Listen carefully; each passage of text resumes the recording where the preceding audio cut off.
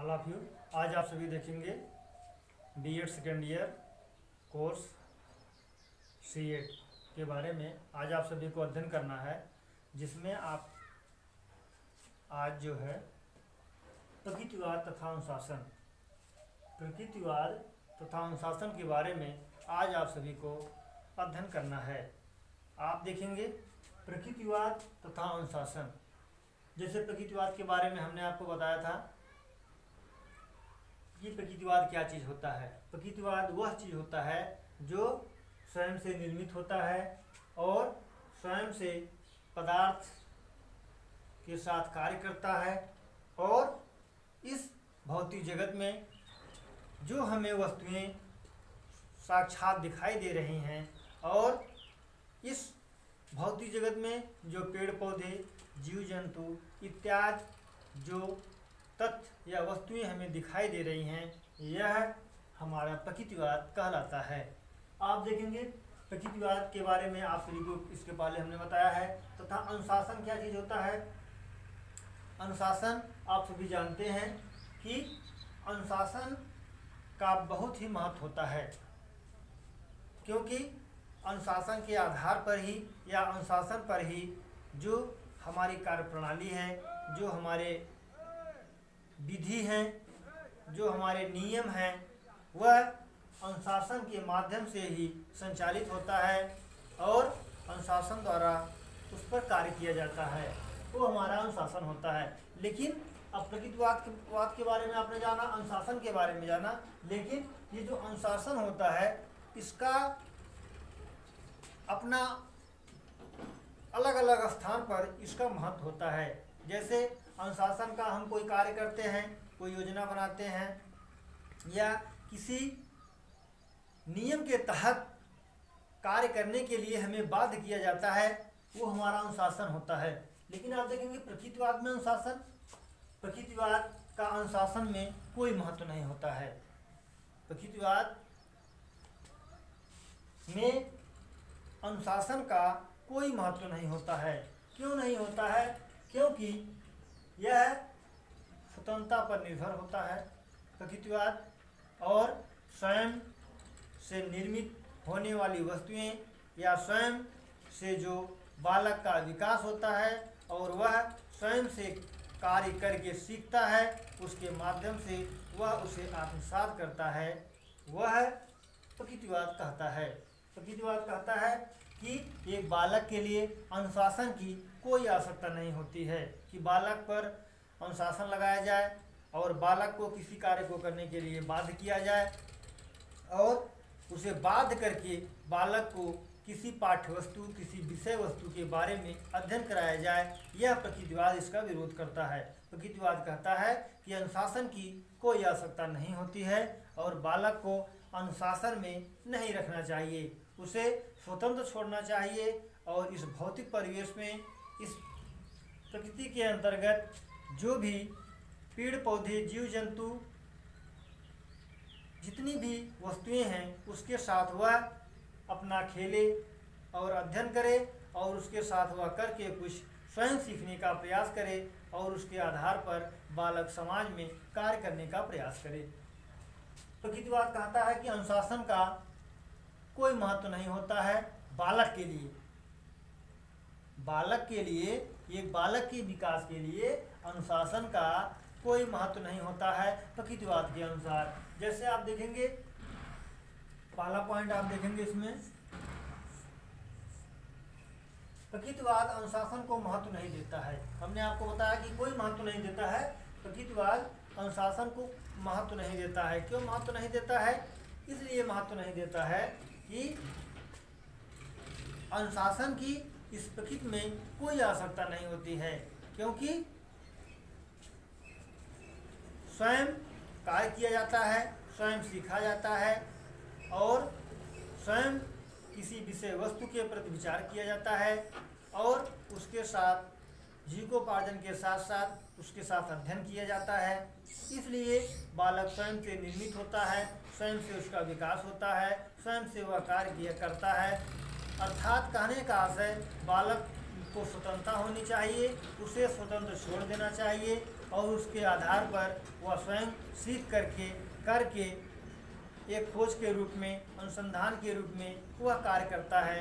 उसके आधार पर बालक कार्य करने का प्रयास करे। यह है प्रकृतिवाद। अनुशासन को कोई महत्व नहीं देता है और एक बालक के लिए, एक बालक को शिक्षा ग्रहण करने के लिए अनुशासन की कोई आवश्यकता नहीं होती है। दूसरा है अनुशासन स्वयं का होना चाहिए। अनुशासन की जो बात है, हम अनुशासन के बारे में अध्ययन कर रहे हैं, तो अनुशासन बालक पर नहीं होना चाहिए। प्रकृतिवाद कहता है अनुशासन बालक पर नहीं होना चाहिए बल्कि स्वयं पर होना चाहिए। स्वयं पर होने से आशय है कि बालक अपने आत्मानुभूति करके स्वयं वह अपने आप को नियंत्रित में रख सकता है, नियंत्रण में, और उसके आधार पर वह कार्य कर सकता है। अर्थात जो अनुशासन होना चाहिए वह बालक का स्वयं पर्सनल खुद का होना चाहिए। उस पर जैसे किसी, यदि बालक पर किसी अभिभावक या किसी दूसरे का जब अनुशासन उस बालक पर होता है तो बालक का विकास प्रकृतिवाद कहता है कि अच्छा नहीं होता है। और जब बालक का पर अनुशासन स्वयं अपने आप का होता है तब वहाँ बालक एक स्वतंत्रता के आधार पर अच्छा कार्य करने का प्रयास करता है और उसके आधार पर वह सीखने का प्रयास करता है। और स्वयं जब स्वतंत्र होता है तो वह कार्य को करने के लिए बाध्य होता है और वह स्वयं कार्य करता है। अनुशासन स्वयं का नहीं होना चाहिए। आप देखेंगे स्पेंसर महोदय कहते हैं, मनोवैज्ञानिक स्पेंसर महोदय का कथन है या इनका विचार है, ये कहते हैं दुष्कर्म का फल उसी के अनुरूप मिल जाता है। जैसे कोई भी इस प्रकृतिवाद में जैसा कार्य करता है उसके अनुरूप उसको फल मिलता है और उसके अनुरूप वह उसे ग्रहण करता है। प्रकृतिवाद कहता है कि इस भौतिक परिवेश में जो हमें चीज़ें दिखाई दे रही हैं, जो हमें वस्तुएं दिखाई दे रही हैं, जो पेड़ पौधे जीव जंतु हमें दिखाई दे रहे हैं, और यदि इस प्रकृति के साथ कोई छेड़छाड़ करता है या प्रकृति के साथ किसी का अमानवीय व्यवहार होता है तो जो उसका अच्छा या बुरा जो उसका परिणाम होता है वह उसे स्वयं मिल जाता है या उसका स्वयं का वह भुक्तभोगी होता है। जैसे प्रकृति में हम कोई परिवर्तन नहीं कर सकते हैं। प्रकृति क्या है? शाश्वत सत्य है।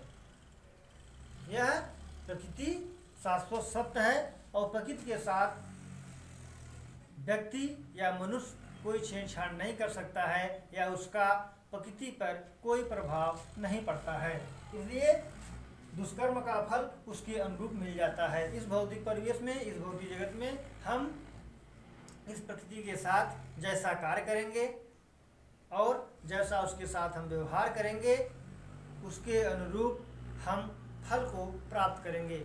यदि हम इस प्रकृति के साथ हमारा व्यवहार अच्छा होगा तो हमें उसका फल अच्छा मिलेगा, और जब हम इस प्रकृति के साथ हमारा कार्य व्यवहार अच्छा नहीं होगा तो उस दुष्कर्म जो हम करेंगे उस दुष्कर्म का फल भी हमें प्राप्त होगा।